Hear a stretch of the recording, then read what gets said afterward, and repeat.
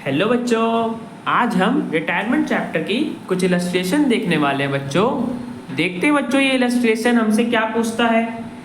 तो बच्चों A B और सी तीन पार्टनर्स है एक बिजनेस में जो प्रॉफिट शेयर करते हैं बच्चों 3:2:1 की रेशियो में। हमें बच्चों इनकी बैलेंस शीट दे रखी है 31 मार्च 2024 की, जिसमें बच्चों लायबिलिटी साइड में हमारे पास क्रेडिटर्स है, जनरल रिजर्व है और कैपिटल अकाउंट का बैलेंस बता रखा है।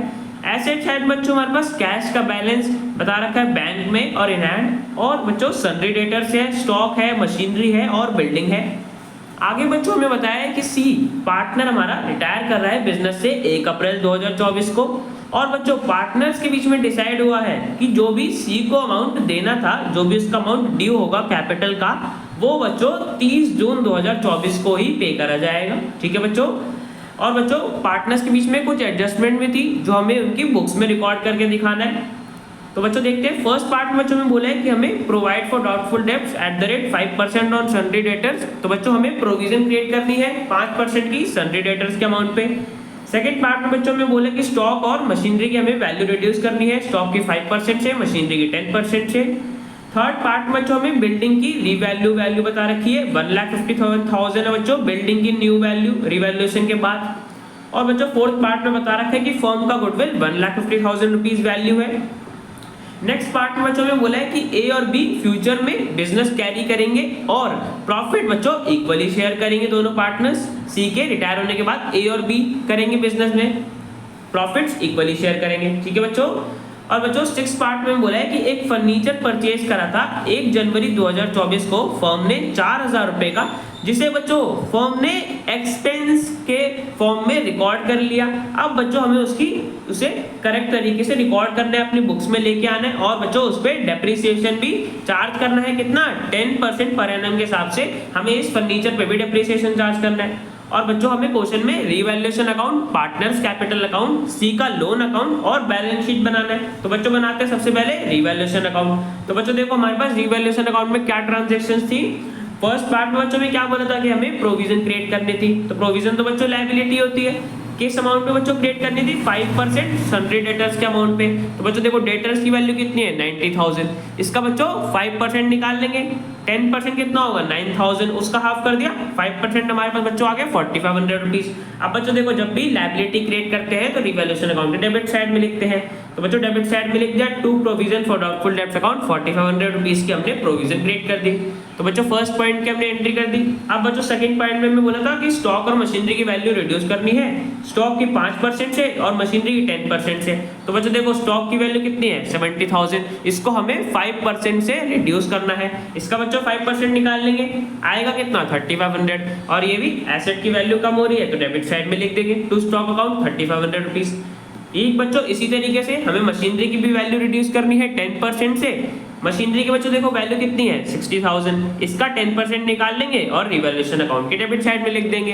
तो बच्चों डेबिट साइड में आ जाएगा 10%, मतलब 6,000 से मशीनरी की हमने वैल्यू रिड्यूस कर दी। ठीक है बच्चों। तो बच्चों सेकंड पॉइंट की हमने एंट्री कर दी। अब बच्चों देखते हैं हमारे पास एक और रिवैल्यूएशन में पॉइंट था 6 पॉइंट। देखो बच्चों ध्यान से समझना, इस पॉइंट में बच्चों हमें क्या बोला है। एक फर्नीचर बच्चों फर्म ने परचेज करा था 1 जनवरी 2024 को 4,000 रुपए का, जिसे बच्चों फर्म ने उसे एक्सपेंस कंसीडर कर लिया, अपनी बुक्स में एक्सपेंस शो कर दिया। बट बच्चों बताओ फर्नीचर हमारे लिए एक्सपेंस होता है या एसेट होता है? फर्नीचर तो बच्चों हमारे लिए एसेट होता है ना, तो इन्होंने गलती से फर्नीचर को एक्सपेंस मान लिया। अब देखो बच्चों जब इन्होंने एक्सपेंस माना था, अब हमें इसका करेक्ट ट्रीटमेंट करना है। बच्चों हम इसको रिकॉर्ड करेंगे बुक्स में, किसके फॉर्म में? एसेट है बच्चों, तो एसेट शो करेंगे ना उसे। मतलब जो फर्म ने फर्नीचर परचेज करा था उन्होंने उसे गलती से एक्सपेंस दिखा दिया, जबकि दिखाना एसेट चाहिए था। बिकॉज देखो ना बच्चों फर्नीचर तो हमारे फर्म के लिए एसेट होता है। तो बच्चों हम इस फर्नीचर को एसेट शो करेंगे अपनी बैलेंस शीट में। अब बच्चों देखो हम इस वैल्यू पे तो शो कर नहीं सकते, बिकॉज हमें क्वेश्चन में क्या बोला है कि हमें डेप्रिसिएशन भी इस पे चार्ज करना है। तो बच्चों 4,000 तो हम शो करेंगे नहीं, बिकॉज जो डेप्रिसिएशन के बाद अमाउंट आता है उसी को तो बच्चों शो करेंगे ना बैलेंस शीट में। तो बच्चों हम इसकी डेप्रिसिएशन निकाल लेंगे, कितना होगा? 10% बच्चों रेट बोला है, और 1 जनवरी को खरीदी है। तो बच्चों 1 जनवरी से 31 मार्च तक कितने महीने हो गए? 3 महीने।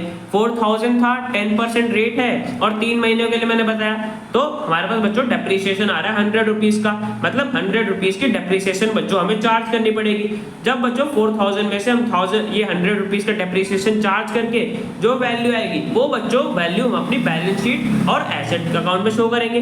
3900 रुपीज आएगा बच्चों माइनस करने पे, तो इतने का बच्चों हमारे पास एसेट आ गया। तो बच्चों इस पॉइंट में क्या हुआ था, फर्म ने गलती से फर्नीचर को एक्सपेंस मान लेता, जबकि फर्नीचर हमारे लिए एसेट होता है। अब बच्चों हमने उस एसेट को रिकॉर्ड कर लिया।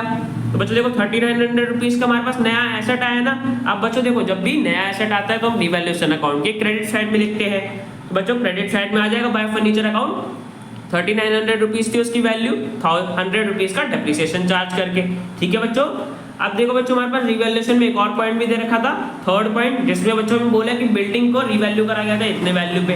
तो देखो बच्चों नई वैल्यू हमारे पास इतनी है, बुक में बच्चों कितनी वैल्यू दे रखी है 1,40,000, मतलब बच्चों क्या हुआ है बिल्डिंग की वैल्यू बढ़ गई है। कितनी बढ़ गई है माइनस करके निकाल लेंगे, 1,51,000 में से 1,40,000 माइनस कर दिया तो बच्चों हमें पता चल गया कि बिल्डिंग की वैल्यू में 11,000 रुपीज से इंक्रीज हुआ है। तो उसको रिवैल्यूएशन अकाउंट की क्रेडिट साइड में लिख देंगे बिकॉज बिल्डिंग की वैल्यू बढ़ गई। तो बच्चों हमने लिख दिया। अब बच्चों टोटल देखेंगे तो हमारे पास क्रेडिट साइड का टोटल ज्यादा आ रहा है 14,900, इसमें से बच्चों में रिवैल्यूएशन अकाउंट के ये एक्सपेंस या लॉस वाले ट्रांजैक्शंस माइनस कर देंगे तो बच्चों हमें रिवैल्यूएशन का प्रॉफिट पता चल जाएगा। कितना है बच्चों प्रॉफिट, 900 रुपीज का प्रॉफिट हुआ है। अब देखो बच्चों हमें इस प्रॉफिट को डिस्ट्रीब्यूट करना है, कौन सी रेशियो में करेंगे बच्चों, ओल्ड रेशियो में करेंगे। ओल्ड रेशियो क्या थी 3:2:1, तो बच्चों इस रेशियो में हम ट्रांसफर कर देंगे पार्टनर के कैपिटल अकाउंट में। तो बच्चों ए को इतना मिल जाएगा, बी को इतना मिल जाएगा, सी को इतना मिल जाएगा। तो बच्चों यहाँ पे रिवैल्यूएशन में हमने प्रॉफिट डिस्ट्रीब्यूट कर दिया तो बच्चों रिवैल्यूएशन अकाउंट बन गया। अब बच्चों पार्टनर्स कैपिटल अकाउंट बनाते हैं। तो बच्चों देखो पार्टनर्स कैपिटल अकाउंट में सबसे पहले बैलेंस आता है ना, तो हमें बैलेंस दे रखा था 1 लाख रुपए, तो इनके कैपिटल अकाउंट की क्रेडिट साइड में लिख देंगे बाय बैलेंस बीडी ओपनिंग इतना बैलेंस था 1 लाख रुपए 1 लाख रुपए 1 लाख रुपए। अब देखो बच्चों हमारे पास बैलेंस शीट में हमें रिजर्व भी दे रखा था ना, एक जनरल रिजर्व 60,000 का। जनरल रिजर्व को तो बच्चों हमें डिस्ट्रीब्यूट करना होता है पार्टनर्स के बीच में, तो बच्चों 60,000 को जनरल रिजर्व को हम डिस्ट्रीब्यूट कर देंगे 3:2:1 की रेशियो में। तो बच्चों देखो ए बी और सी को इतना इतना अमाउंट मिल जाएगा जनरल रिजर्व के शेयर का, हमने डिस्ट्रीब्यूट कर दिया तो ए को इतना मिल जाएगा, बी को इतना मिल जाएगा, सी को इतना मिल जाएगा। ठीक है बच्चों, अब देखो बच्चों रिजर्व डिस्ट्रीब्यूट कर दिया। ठीक है, इसी तरीके से बच्चों हमें रिवैल्यूएशन में फायदा हुआ था ना 900 रुपीज का, जो हमने ट्रांसफर करा था इनके कैपिटल अकाउंट में। तो बच्चों वही अमाउंट हम लिख देंगे, इन्हें इतना इतना प्रॉफिट हमने ट्रांसफर करा था रिवैल्यूएशन में, वही इनके कैपिटल अकाउंट में सेम अमाउंट पे आ जाएगा। ठीक है बच्चों, तो रिजर्व भी डिस्ट्रीब्यूट कर दिया, प्रॉफिट भी। अब बच्चों देखते हैं गुडविल की एडजस्टमेंट एंट्री पास करते हैं। तो बच्चों देखो गुडविल हमें दे रखा है 1,50,000 रुपीज का। देखते हैं बच्चों कौन पार्टनर सैक्रिफाइस कर रहा है, कौन गेन कर रहा है, कैसे निकालेंगे बच्चों, न्यू में से ओल्ड को माइनस करके। तो बच्चों न्यू रेशियो क्या थी पार्टनर्स की, इक्वली बोला था ना कि ए और बी इक्वली प्रॉफिट शेयर करेंगे, और ओल्ड रेशियो बच्चों 3:2:1 थी। तो बच्चों न्यू माइनस ओल्ड कर देंगे। देखते हैं बच्चों सबसे पहले ए का निकालते, ए का न्यू रेशियो बच्चों 1/2 होगी, इक्वली बोला है, और ओल्ड के हिसाब से 3/6 थी। तो बच्चों ए तो गेन नहीं कर रहा ना सैक्रिफाइस कर रहा है। देखते बच्चों बी क्या कर रहा है, बी का बच्चों न्यू प्रॉफिट शेयर 1/2 है, ओल्ड 2/6 है, न्यू माइनस ओल्ड करा तो बच्चों बी का हमारा पॉजिटिव में आंसर आ रहा है 1/6, मतलब बच्चों बी गेन कर रहा है। अब बच्चों बी को प्रॉफिट में शेयर ज्यादा मिल रहा है, और बच्चों किसका शेयर गेन कर रहा है, सी का शेयर बच्चों गेन कर रहा है ना, बिकॉज सी तो सैक्रिफाइस कर रहा है, मतलब बच्चों सी को कंपेंसेशन मिलेगी बिकॉज वो अपना प्रॉफिट शेयर बी को दे रहा है। तो बच्चों बी को उसे कंपेंसेशन देना पड़ेगा 1/6 शेयर का। अब बच्चों कितना देगा, गुडविल की वैल्यू को देगा। तो बच्चों गुडविल कितने का था 1,50,000 रुपीज, उसका 1/6 पार्ट गेन कर रहा है सी, गेन कर रहा है बी और सैक्रिफाइस कर रहा है सी। तो मल्टीप्लाई करके यहाँ बच्चों हम निकाल लेंगे कि सी को कितना कंपेंसेशन मिलेगा 25,000। ठीक है बच्चों, तो सी को इतना कंपेंसेशन मिलेगा बिकॉज वो सैक्रिफाइस कर रहा है। कौन देगा, बी देगा, बिकॉज बी हमारा गेनिंग पार्टनर है। तो बच्चों हम उनके कैपिटल अकाउंट में एंट्री पास कर देते हैं। अब देखो बच्चों सी को तो कंपेंसेशन मिलेगा, कौन देगा, बी देगा, तो सी के कैपिटल अकाउंट में क्रेडिट साइड में लिख देंगे बाय बीज कैपिटल अकाउंट 25,000 रुपीज सी को कंपेंसेशन मिल गया। और बच्चों बी कंपेंसेशन देगा तो उसके कैपिटल अकाउंट में से बैलेंस कम हो जाएगा, तो उसके डेबिट साइड में लिख देंगे कैपिटल अकाउंट के टू सी कैपिटल अकाउंट, उसने सी को 25,000 रुपए दिए तो उससे कैपिटल का बैलेंस कम हो गया। ठीक है बच्चों, तो बच्चों यहाँ पे हमने सारी एडजस्टमेंट्स कवर कर ली। अब बच्चों टोटल देख लेते हैं कैपिटल अकाउंट में कितना आ रहा है। सबसे पहले बच्चों सी का देख लेते हैं बिकॉज सी हमारा रिटायरिंग पार्टनर है, फिर उसका अमाउंट हमें लोन अकाउंट में भी ट्रांसफर करना है। तो बच्चों टोटल करेंगे तो हमारे पास 1,35,150 रुपीज बच्चों सी के कैपिटल अकाउंट में बैलेंस था उसकी रिटायरमेंट वाली डेट पे। मतलब बच्चों सी को इतना पैसा मिलेगा रिटायरमेंट पे। अब देखो बच्चों हमें क्वेश्चन में एक और पॉइंट बोला हुआ था कि पार्टनर्स के बीच में एग्री हुआ कि वो तो इस डेट पे पैसा देंगे। और बच्चों डेट क्या चल रही है, हम तो 1 अप्रैल को बना रहे हैं ना अकाउंट, तो इस डेट पे बच्चों अभी तो बहुत टाइम है। तो बच्चों जब तक ये डेट नहीं आएगी तब तक हम उसका सी का कैपिटल का अकाउंट को बच्चों बैलेंस है वो ट्रांसफर कर देंगे उसके लोन अकाउंट में, बिकॉज देना तो बच्चों 30 जून को है, तो इसमें डेट में तो अभी टाइम है। तो बच्चों जब तक हम इसके लोन अकाउंट में इस पैसे को ट्रांसफर कर देंगे, जब बच्चों ये डेट आएगी तो इसके लोन अकाउंट से हम पैसे लेके सी को दे देंगे। ठीक है बच्चों, तो बच्चों देखो हमें क्वेश्चन में सी लोन अकाउंट भी बनाने के लिए बोला था तो बना देते हैं। तो बच्चों देखो सबसे पहले हमने यहाँ पे जो 1,35,150 ट्रांसफर करेंगे सी के कैपिटल अकाउंट में, वो आ जाएगा बच्चों सी के लोन अकाउंट की क्रेडिट साइड में। लायबिलिटी है सी का लोन बच्चों हमने क्रिएट करा ना कि सी को हमें लोन देना है। लोन बच्चों 1,35,150 का था तो उसके कैपिटल लोन अकाउंट में क्रेडिट साइड में लिख दिया बाय सी कैपिटल अकाउंट, और बच्चों बैलेंस हमारे पास आ गया कि हमें इतना सी का लोन पे करना है। तो बच्चों देखो सी का तो यहाँ पे हमने ट्रांसफर कर दिया उसके लोन अकाउंट में, ए और बी का बच्चों बैलेंस निकाल लेंगे। तो ए का हमारे पास इतना बैलेंस बच गया और बी के कैपिटल अकाउंट में इतना बैलेंस बच गया। अब बच्चों देखो पार्टनर्स कैपिटल अकाउंट भी बना लिया, सीज लोन अकाउंट भी बना लिया, लास्ट बच्चों बैलेंस शीट बची है तो वो भी बना लेते हैं। तो बच्चों देखो बैलेंस शीट में हमारे पास सन्ड्री क्रेडिटर सेम वैल्यू पे आएंगे, कोई ट्रांजैक्शन नहीं हुई। एक नई लायबिलिटी आई बच्चों सी का लोन जो हमें पे करना है, तो वो हम उसकी अपनी बैलेंस शीट में शो करेंगे बिकॉज लायबिलिटी है। ए और बी का बच्चों हमने न्यू कैपिटल अभी कैलकुलेट करा था, उनके कैपिटल अकाउंट में जो बैलेंस बचा था वो आ जाएगा। एसेट साइड में बच्चों हमारे पास कैश इन हैंड सेम है, कैश एट बैंक भी सेम रहेगा। स्टॉक को बच्चों हमने डेप्रिशिएट करा था ना 5% से, तो कितना आया था 3500, वो अमाउंट माइनस करके लिख देंगे।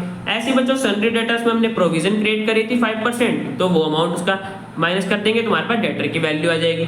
अब देखो बच्चों फर्नीचर में मैंने बताया था एक नया एसेट आया था ना जिसे फर्म पहले एक्सपेंस मान रही थी पर एसेट उसे रिकॉर्ड करना था।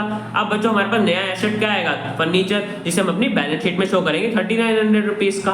ठीक है बच्चों, और बच्चों मशीनरी की वैल्यू बढ़ गई थी और बिल्डिंग की बच्चों मशीनरी की वैल्यू कम हो गई थी और बिल्डिंग की बच्चों वैल्यू बढ़ गई थी। बिल्डिंग की वैल्यू इतनी हो गई थी, मशीनरी की वैल्यू हमने 10% से डेप्रिशिएट करी थी तो माइनस करके लिख देंगे 54,000। 60,000 थी वैल्यू, 6,000 से डेप्रिशिएट करा था तो 54,000 आ गई मशीनरी की वैल्यू।